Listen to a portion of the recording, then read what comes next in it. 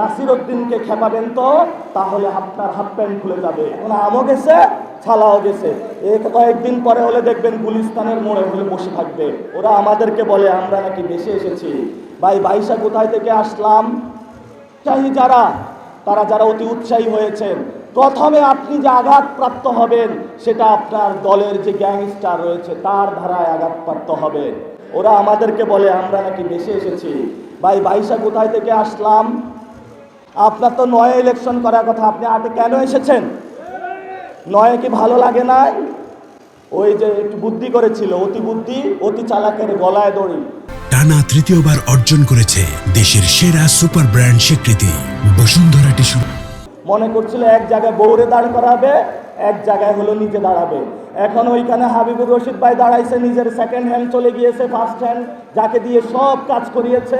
এখন আমও গেছে, ছালাও গেছে। কয়েকদিন পরে হলে দেখবেন গুলিস্তানের মোড়ে হলে বসে থাকবে, বলবে যে ভাই আমার আমও গেছে, ছালাও গেছে।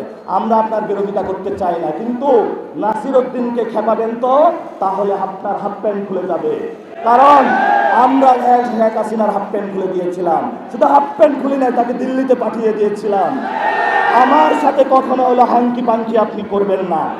করতে চাইলে অন্য কোথাও গিয়ে করেন, আমার সাথে যদি হাঙ্কি পাঙ্কি করার চেষ্টা করেন সমুচিত আমরা জবাব দিব। কারণ